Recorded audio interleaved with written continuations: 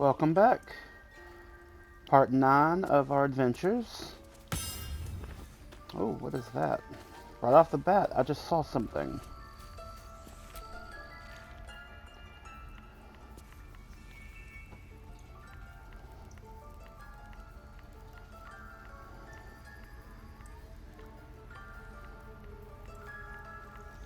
Hmm.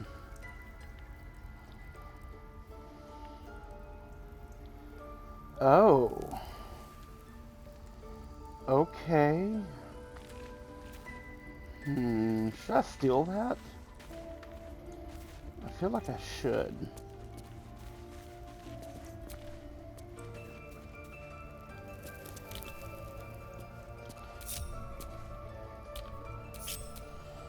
Split myself from the party.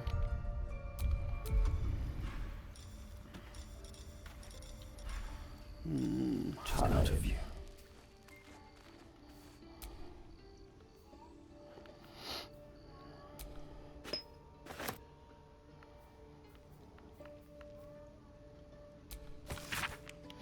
Extraordinary happenings. While meditating in the forest, Nettie and I were ambushed by a pack of goblins led by a drow. We had no choice but to defend ourselves. But that is not the extraordinary, or rather disturbing, part. On the drow's death, a parasitic creature emerged from the corpse and attempted to escape. I managed to capture it and have the host's cadaver here in my study. I have told no one of my fear. Nettie suspects, but knows better than to ask. I will investigate further before informing the others. Kaga will demand answers I don't yet have. I had better record any further findings in a separate volume and keep them upon my person, lest prying eyes jump to the wrong conclusion. I feel like that means I'm gonna find him dead, but find his notes. Oh, the drow has a letter. Track the druid, find whatever burrow he runs to, and report back to me. Remember, you are only a scout. Do not engage. Do not kill anyone. Simply observe and return. I shall decide what we do next. M. Hastily written note. My dear Nettie, I entrust you with a circlet to open the library. Wear it always. If you need to enter the vault, talk to Roth. He has the rune, but won't give it to anyone. So be sure you have good reason to ask. Protect my research while I'm gone, and take care of the animals. Don't give fish to Tuffet. She's getting lazy. Master Halson. Notes on Drow Parasite. Anatomical sketches of both a drow and an illithid tadpole are accompanied by notes written in an urgent scribble. The parasite was nestled deep in the brain matter. Illithid? Undoubtedly. Yet the host seemed unaware while alive. No visible signs of ceramorphosis on the cadaver. Most strange. The final note, is a single underlined word. Altered?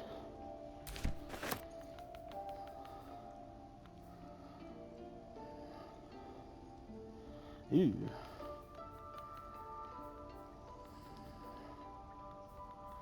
Alright, that's everything that's in here that I can take without, being mine.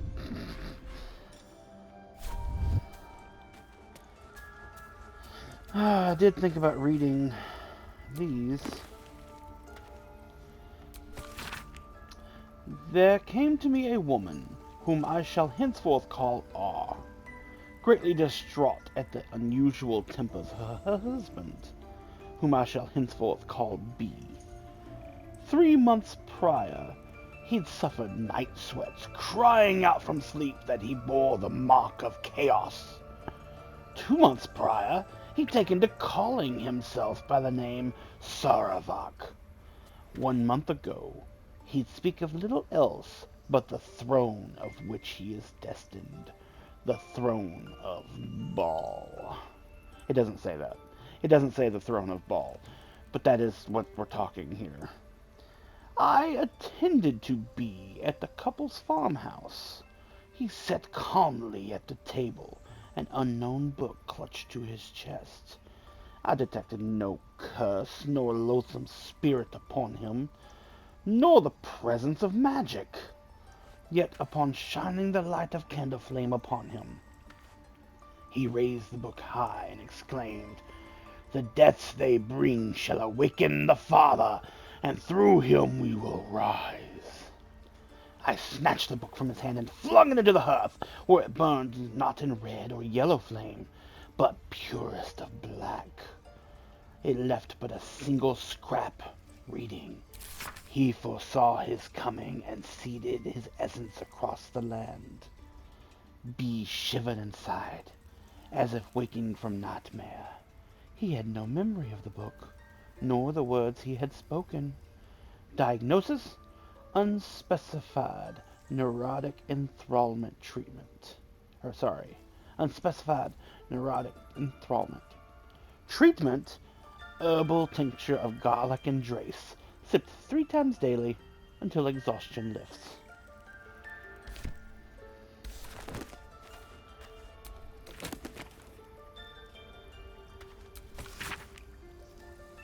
We've read that one before. Read that one before. Oh, that was a scroll. I was trying to read it. Oral Histories of Faerun. Gith and... I don't know the rest. Maybe I hit that button. There it is. Gith and Mind Flayers. This book comprises several chapters, one of each cited source. It claims to contain first-hand transcriptions of the oral histories of several storytellers throughout the realm. Chapter 4, Palador the Swift, 700 years of age. Wood elf storyteller hailing from the wood of sharp teeth. It took me several 10 days of quiet habitation in the wood before the venerable Palador felt comfortable revealing his presence to me. The longer I stayed, demonstrating I was no threat to his health and peace, the more open he was to gentle inquiry.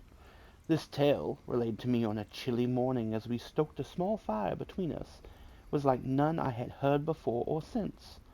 I asked if it were fiction, and he insisted emphatically it was as true as his own right eye. Long ago, before my eyes and ears, before your lonesome quill describe, there was an empire of people, or perhaps only belief, an empire of brain-eaters, soul-wasters. They called themselves Illithids, the flayers of minds. The children of Gith were bowed, bent in service to the flayers, a passionate people made to serve a cold belief. The flayers were untouchable, their minds a great oppressor. No proud will or passion could break the Gith children free, until at last a reckoning, its source unknown, its power unproven, but its events history-making. The cowed would not be cracked. Gith children fought back valiantly, their freedom theirs, the flayers bent and broken till today. Oops, I actually took that one. Fringe Philosophy, Volume 5. The publisher's note claims this volume pre-notes magical theories too radical for the mainstream. The excerpt is attributed to High Artificer Thora Bryn of Baldur's Gate. I suppose they seek to silence me, believing that an artificer of the High House would not stoop to publish in any volumes outside of the great Gondian journals they so diligently guard. But they forgot that I am not so grand. Before I lent my name and my knowledge to the High House of Wonders and all the marvels therein, I was naught but a lazy farm girl who liked to look up. And that was how I first saw them, the slow and serene earth motes, entire mountains migrating through the sky above. It was later I learned of the origins of the ancient Netherese empire that fashioned them, and the residual magic so potent it sustained them still. The wizards of Netheril carved marvels out of the mundane, lifted the earth aloft for industry, for sport. It was later still that I earned my place at the High House, that I learned of the long shadow Netheril casts along the evolution of our craft. That their great flying cities fell in folly and flame does not diminish wonders they wrought, and this stubborn aversion to studying them, to learning what they learned, is the very antithesis of Gon's teachings. Yes, many of the catastrophes inflicted upon the centuries were fruit born of meddling with Netherese seed. Yes, their last shining bastion fell into shadow, their lore twisted to Shaw's dark and destructive designs. And yes, I say again, whether the High House will sanction it or no, to study the very flame of creation is worth it, even should the fires consume us.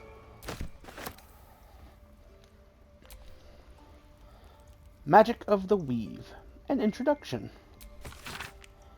Few try to understand the weave, a true pity, for only they who are truly attuned to the weave can rightly call themselves spellcasters. I believe I've read this already. Yes, I have already read this one. Never mind.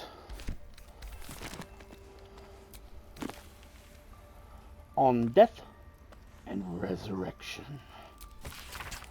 An excerpt from the ongoing metatext rebound by I can't not read that name. Rebound by Izepha Elgin, a scholar excommunicated from the Church of Denier for her heretical efforts to reconstruct the metatext, her God's annal of lost and hidden knowledge. Of what value is a life?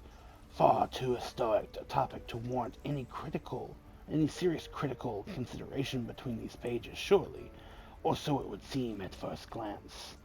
But once we push aside the mysticism and dewy-eyed sentiment so often clotted our assessment, it is clear that across all the spinning planes, each and every life does indeed have a quantifiable value. It is simply that not all are equally valuable. Consider, we already know that the destruction of our material form is not the end. If anything, our souls are more free after death, transcending planar barriers in search of a resting place that best befits our deeds, belief and stations in life. But even this assessment is subject to market forces, Lord Kellenvor weighing our souls against how thoroughly we have given them over to other gods, empowering them in turn.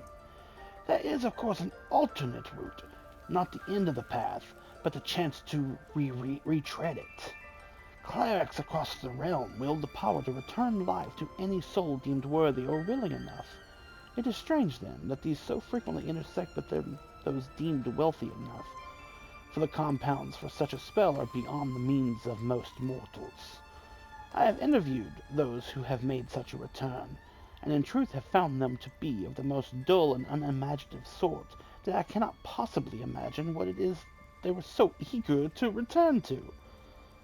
If a true assessment of the journey is to be made, then there is simply no replacement for embarking upon it oneself. Perhaps one day this great volume of learning will make me worthy enough to walk that path, and wealthy enough to return. Oh.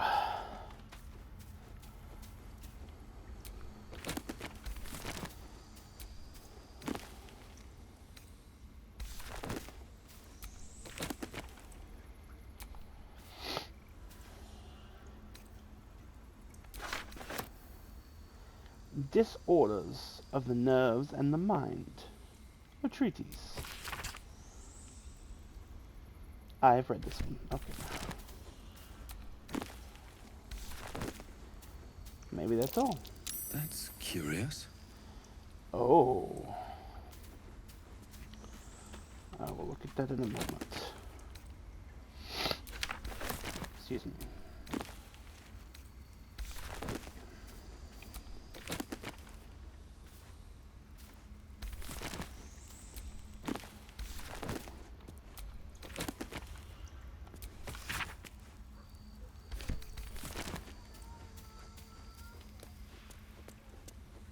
So, what is this? I kinda want the rest of my group here. Oops, wrong button. Let's move.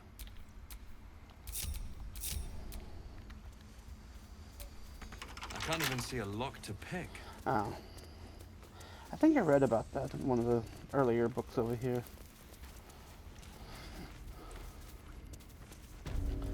I would like to make sure, before we talk to the crazy lady that tried to kill the child, I would like to explore the druid encampment a little bit more. I feel like I don't feel like I'll be able to afterwards, depending on what happens. Not everyone subscribes to what is mine is yours, it seems. Oh, I didn't pick it up. I'm sorry. I thought I only picked, if I picked it up, it was stealing. I was just looking.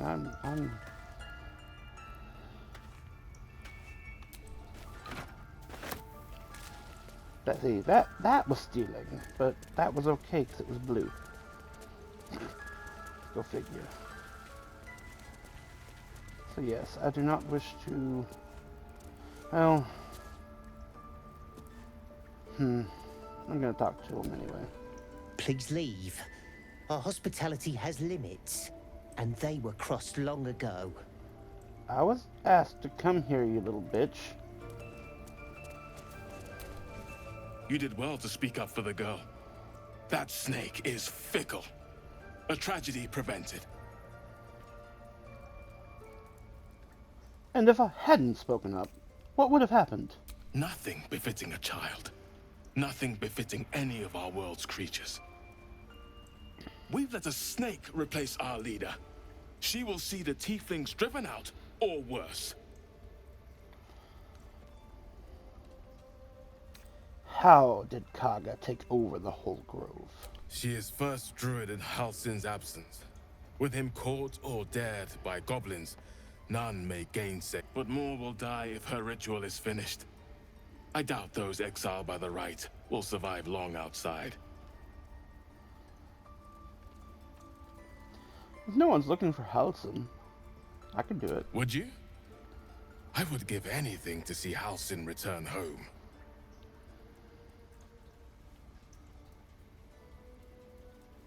No need to fret.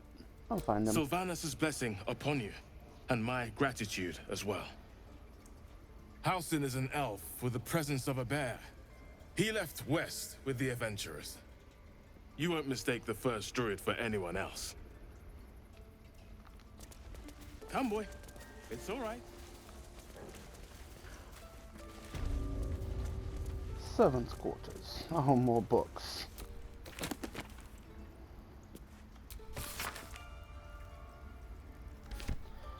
Death and Divinity, a godly guide. Death is too powerful a force for even a single god to contain. It is a duty that has been passed from hand to hand, splintered into smaller pieces.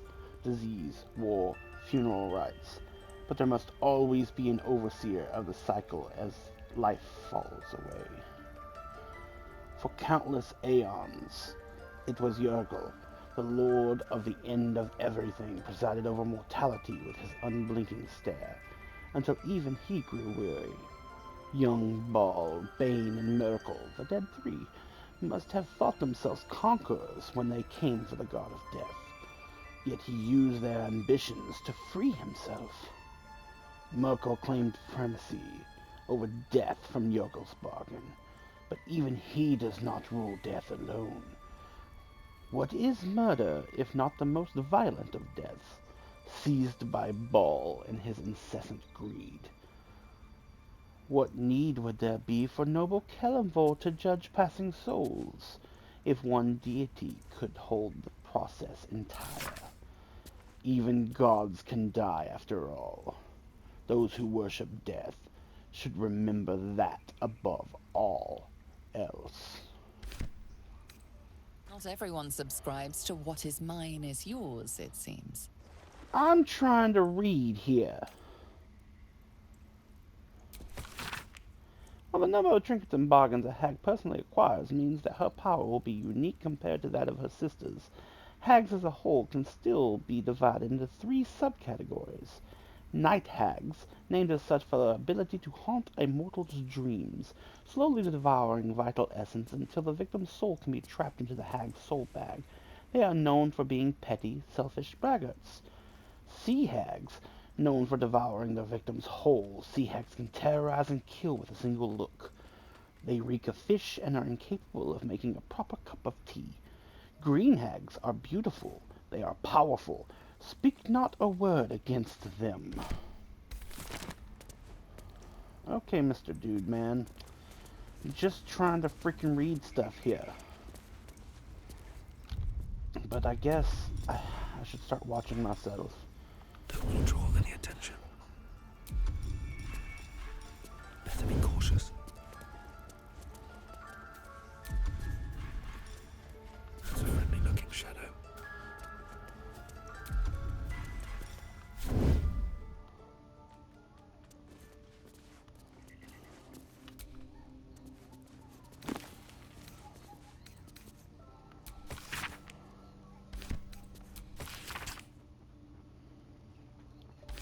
Let's get in and out.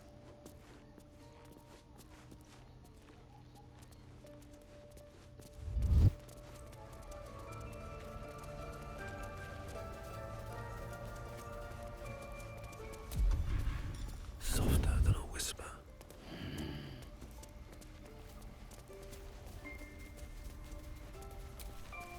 Just keep your hands to yourself. I'm not trying to steal. The people who made this game want you to read these things. Like, honestly. They wouldn't have wrote them otherwise.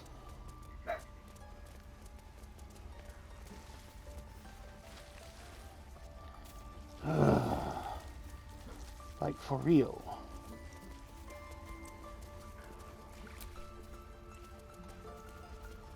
By claw and tooth from root to thorn, the old oak's grove to wildlings sworn. The mural depicts a ritual, but you do not recognize the deity involved. It's Solanus. Obviously.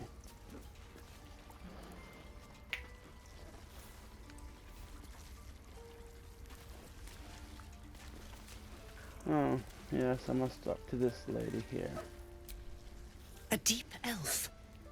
In our grove, on this day. A sign. Or rather, a gift.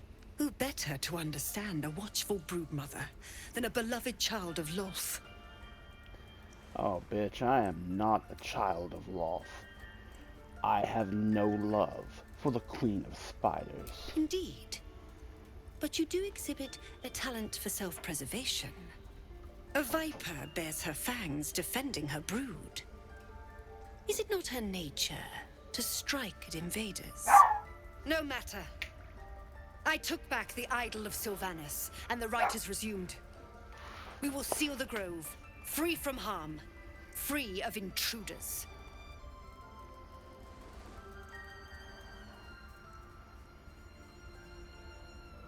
This rite must be born of powerful magic. The rite of thorns. It is the Tree Father's gift that none come to harm. When we speak the final prayer, the great vine will sprout forth. The grove will be cloaked in bramble and thorn. No one enters, no one leaves. Sanctuary. None of this can happen while Outlanders infect us. Sylvanus demands that we choke them out.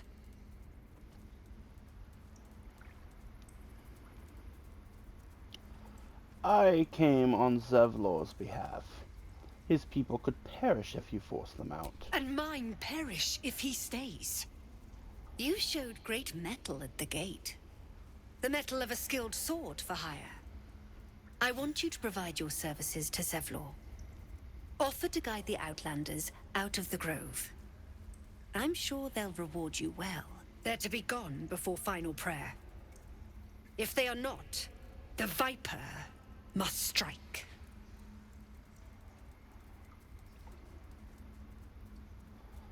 Then it seems I'd best speak to Zevlor? You will do more than speak. This tale Bitch. ends but one way. With the Outlander rot cleansed, and the grove forever shrouded.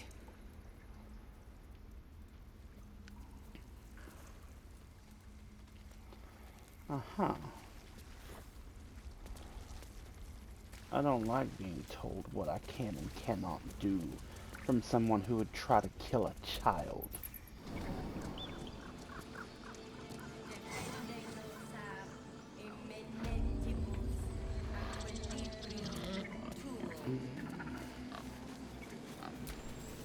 Speak. What were you saying to that The bird? bird knows. She needs to know. You do not. I helped defend this grove. I am not your enemy.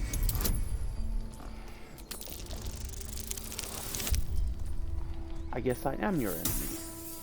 Attack now. Oh wait. Okay. Forgive me. It is not you I fear. It is my brethren. More follow Korga every day. They are afraid, and she offers a simple solution. Eject the refugees, and we will be safe.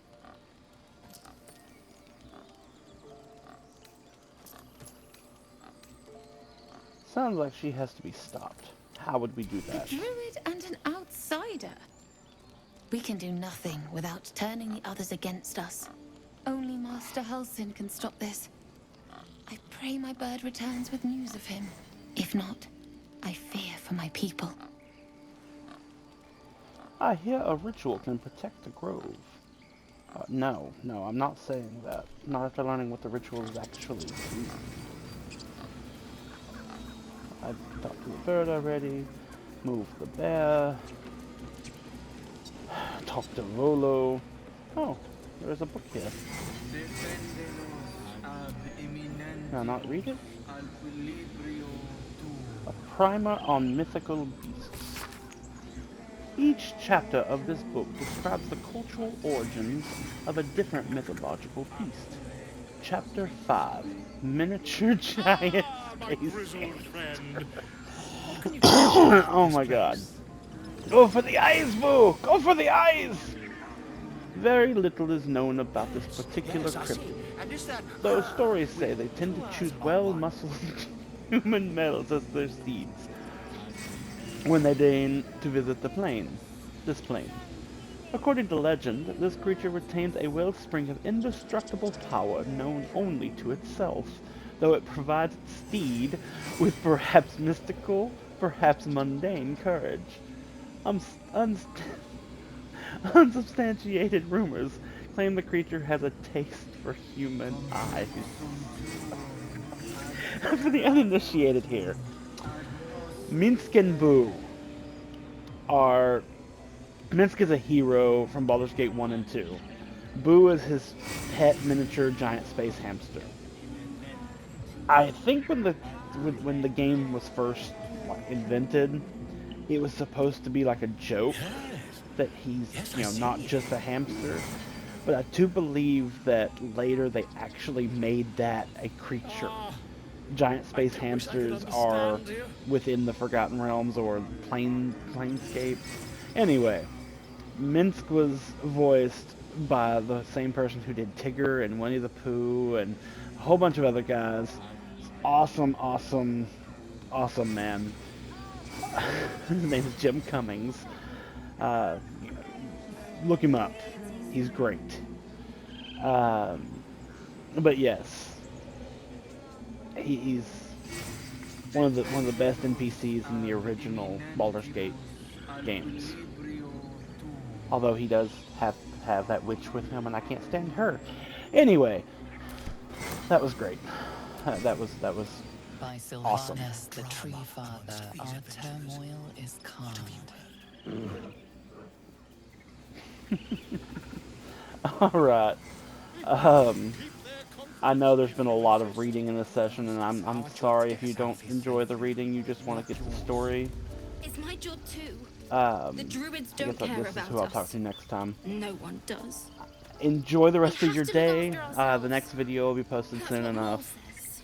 That girl. I'm I don't I'm care having a what fun Noel time. I says. hope somebody out there is. Stupid and reckless. I know I have like 6, 7 people that actually watch my videos. It's not a hell of a lot, but maybe this will get more, and maybe these videos suck and people will be like, hey, don't read those books. And maybe then I'll just let them flash across the screen and go on and I'll go back and read them myself later. But in any case, have a wonderful rest of your day, and hopefully see you next time.